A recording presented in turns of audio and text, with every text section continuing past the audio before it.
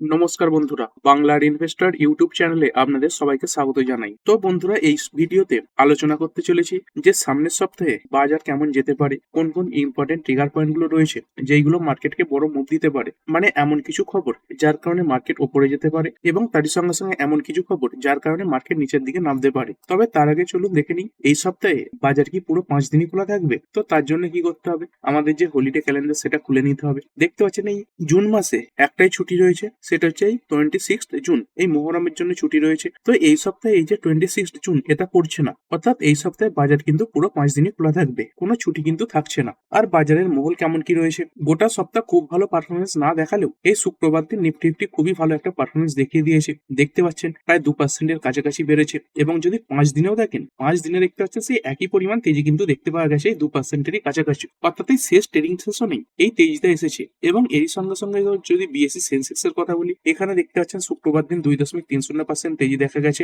এবং 5 দিনের তেজি কত 2.46%। মানে প্রথম যে 4 দিন এদিন খুব বেশি তেজি বা খুব বেশি মন্দি কিন্তু ছিল না। এই শেষ দিনের যে পারফরমেন্স সেটাই কিন্তু এই গত সপ্তাহে ইন্ডেক্স গুলোকে উপরে তুলেছে। মোটামুটি গত সপ্তাহে ইন্ডেক্স গুলো ভালো পারফরমেন্সই দেখিয়েছে। কিসের কারণে এই ইন্ডেক্স গুলো ভালো পারফরমেন্স দেখিয়েছিল? তাই ডোনাল্ড ট্রাম্প তার দিক থেকে সংকেত দিচ্ছিলেন যে এই যুদ্ধ খুব তাড়াতাড়ি বন্ধ হয়ে যেতে পারে। এমনকি তিনি ঘোষণাও করে দিয়েছিলেন US Iran deal to be signed on Sunday, অর্থাৎ আজকের দিনে এই যে ডিল সেটা সাইন হওয়ার কথা রয়েছে। তো এরকম পজিটিভ খবরে মার্কেট বেড়েছে। যদি একটা ডিল সাইন হয়ে যায় তো ভালো, ধরুন কোনো খবর এলো না বা এই যুদ্ধ এটা আবার বেড়ে গেল, তাহলে কিন্তু মার্কেটের রিভার্স রিয়াকশন দেখাবে, অর্থাৎ নিচের দিকে আবার পড়তেও পারে। ডোনাল্ড ট্রাম্প তো বলছেন এই ডিল ফাইনালাইজড হবে, তো তেহরান তারা কি বলছে, ইরান কিন্তু এটা বলছে যে কখন এটা হবে, মানে টাইমিং, সেটা নিয়ে তাদের সন্দেহ রয়েছে। মানে এমনটা নয় যে ইরান পুরোপুরি ডিনাই করে দিয়েছে যে ডিল হচ্ছে না, ইরানের দিক থেকেও মোটামুটি পজিটিভ সংকেতই কিন্তু আসছে। এবং এরই সঙ্গে সঙ্গে আমাদের যে ইন্ডিয়ান মার্কেট এটা তো শুক্রবার দিন 3:30টার সময় বন্ধ হয়ে যায়, তারপরে আমেরিকান মার্কেট ওপেন হয়।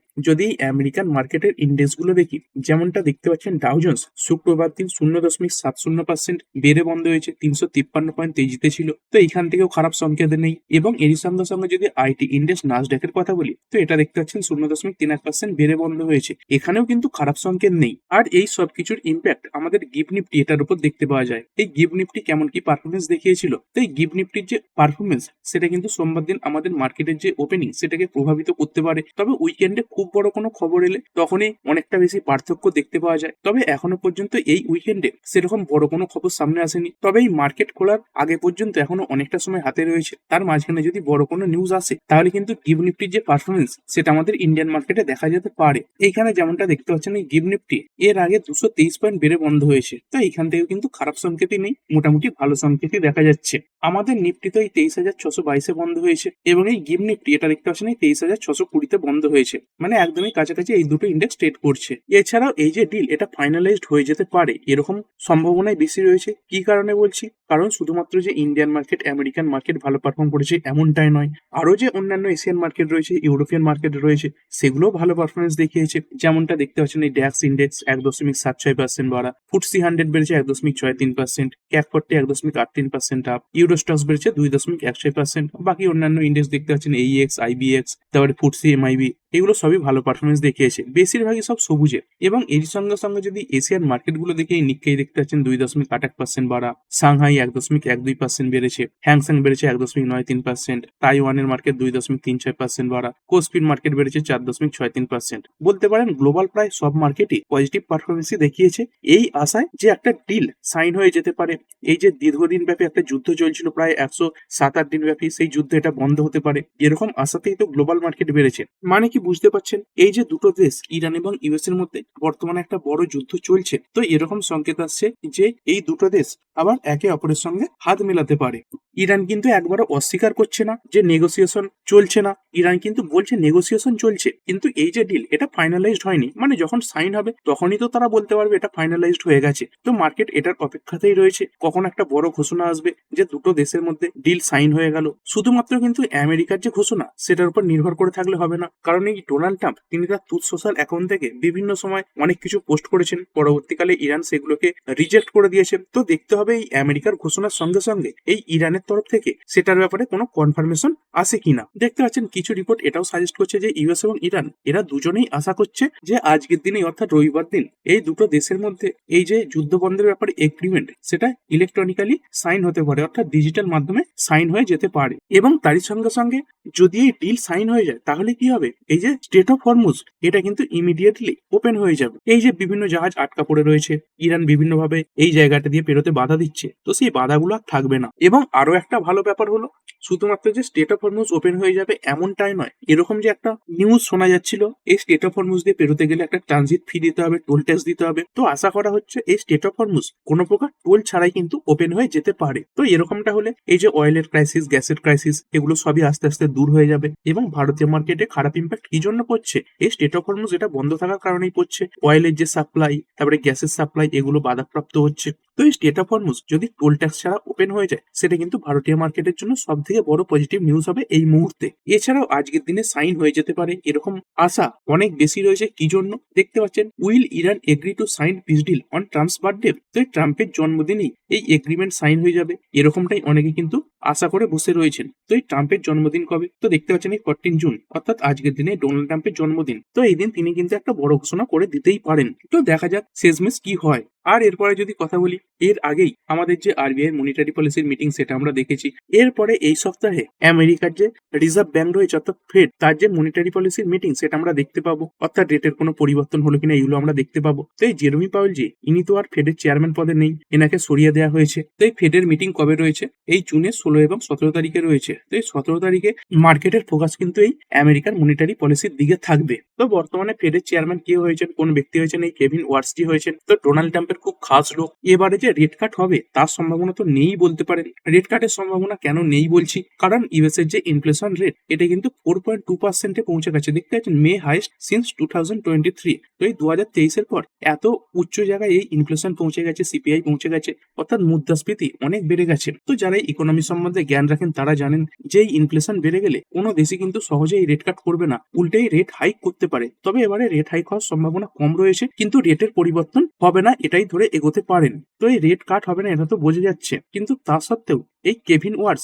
এনার কমেন্ট্রি এবং তারই সঙ্গে সঙ্গে প্রেস কনফারেন্স এগুলোর উপরে কিন্তু মার্কেট নজর রাখবে। প্রথমবারের জন্য তিনি এই যে মনিটারি পলিসির মিটিং এর আউটকাম সেটা সামনে রাখবেন, তারই সঙ্গে সঙ্গে কমেন্ট্রি, প্রেস কনফারেন্স এগুলো সামনে রাখবেন। এবং এনার বক্তব্য যদি হকিস হয় অর্থাৎ খারাপের দিকে হয় তাহলে কিন্তু মার্কেট খারাপ রিয়াকশন দেখাতে পারে। তবে যেহেতু ডোনাল্ড ট্রাম্পের খাস লোক ইনি এবং ডোনাল্ড ট্রাম্প বারবার চান যে রেট কাট হোক, তো সেই দিক থেকে সামান্য একটা সম্ভাবনা কিন্তু থেকে যাচ্ছে রেট কাট হওয়ার, বলতে পারেন প্রায় 1%। আর এটা তো গেল আমেরিকান মনিটারি পলিসি।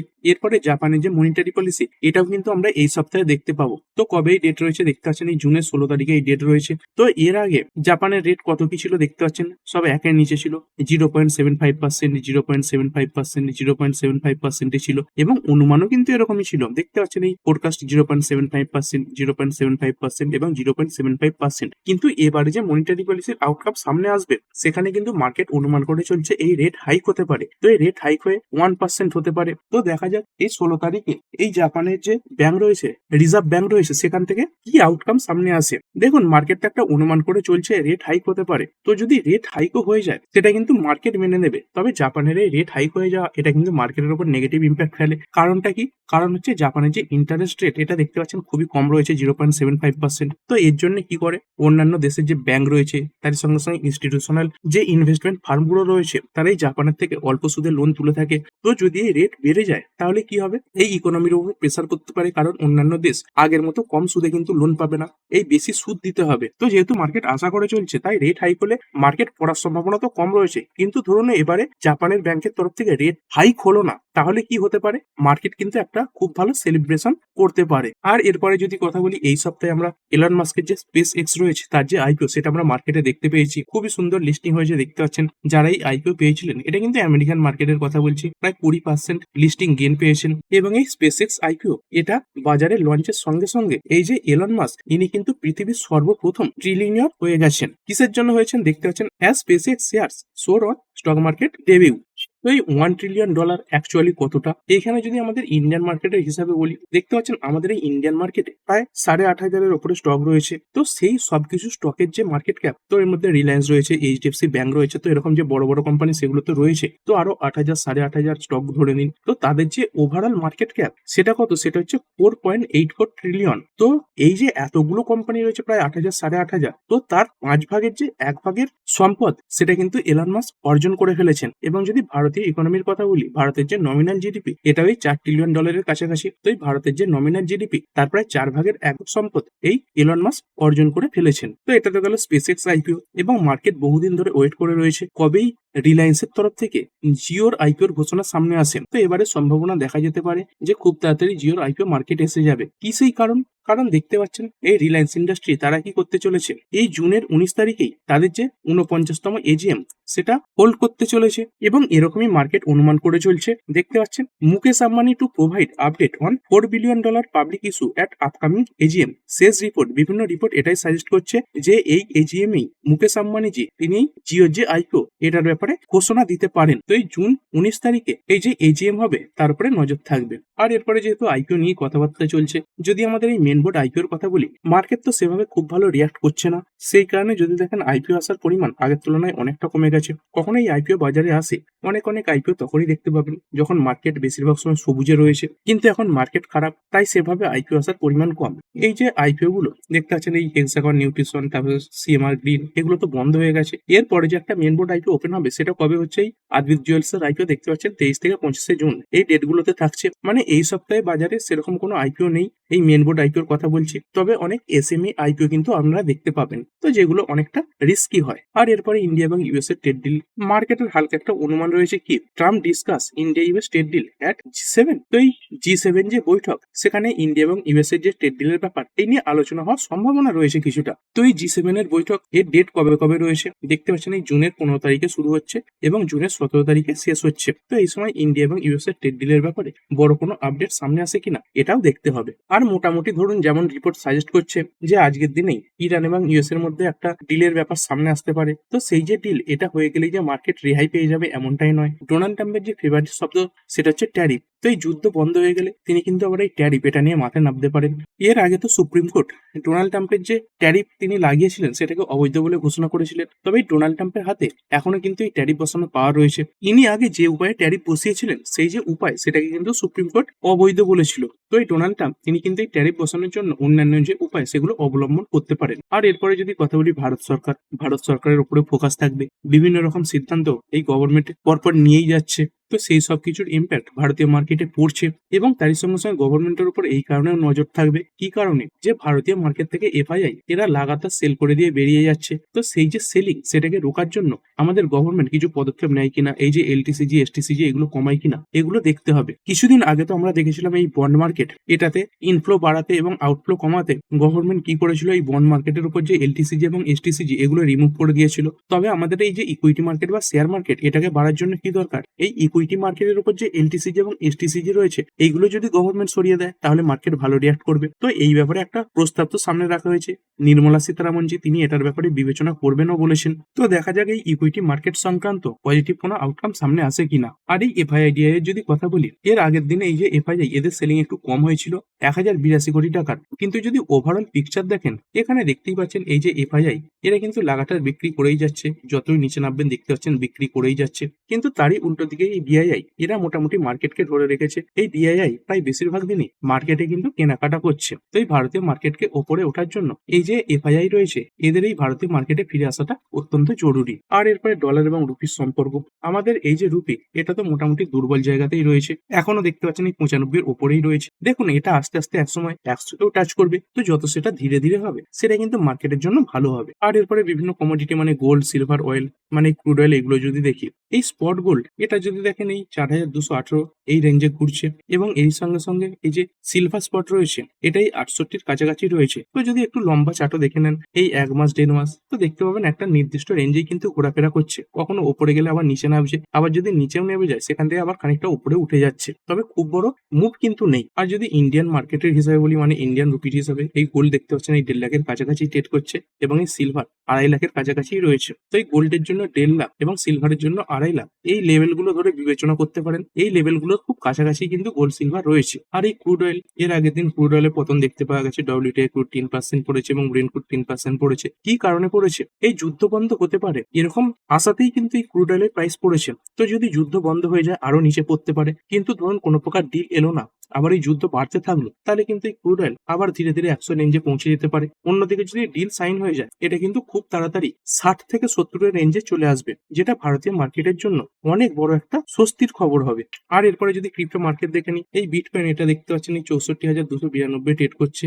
অনেকটা বড় ক্র্যাশ এই এক মাসে দেখা গেছে, প্রায় 20% ক্র্যাশ করে গেছে। এবং এর সঙ্গে সঙ্গে ইথেরিয়াম এটাই 1665 কাছাকাছি রয়েছে। এখানেও যদি দেখেন এক মাসে 26% এর কাছাকাছি পতন দেখতে পাওয়া গেছে। অর্থাৎ এই ক্রিপ্টো মার্কেট এটা বর্তমানে খুবই খারাপ পারফরমেন্স দেখাচ্ছে। আর একদম ভিডিও শেষে এই যে অপশন চেনের ডেটা এটা একবার দেখে নেব। তো যদি ওপর দিকের কথা বলি, যেমন দেখতে পাচ্ছেন বর্তমানে 23,622 এর কাছে রয়েছে। তো ওপর দিকে মোটামুটি যদি দেখেন বড় যে ডেটা এটা কিন্তু তৈরি হয়েছে 24,000-এই। তো এখানে কল ওয়াই এখানে ডেটা দেখতে পাচ্ছেন 1,61,563। তো এই হিসেবে যদি দেখেন তাহলে ওপর দিকে কিন্তু ভালো খবর এলে এই 24,000 এই লেভেলটা খুব তাড়াতাড়ি ভাঙতে পারে। এবং যদি নিচের দিকের কথা বলি, দেখতে পাচ্ছেন এই 23,500 লেভেল এবং তারই সঙ্গে সঙ্গে এই 23,400 লেভেল এগুলো খুবই গুরুত্বপূর্ণ হবে। নিচের দিকে 100 লেভেল কিন্তু ভেঙে যেতে পারে। তো এই যে ডেটাগুলো এগুলো শর্ট টার্ম এবং ট্রেডারদের জন্য হয়। যদি বড় কোনো নিউজ সামনে চলে আসে তাহলে কিন্তু এই যে লেভেল এগুলো কোনোটাই কাজ করে না। তো ঠিক আছে বন্ধুরা, আশা করছি ভিডিওটা আপনাদের ভালো লেগেছে। আপনি চাইলে এটাকে লাইক এবং শেয়ার করতে পারেন।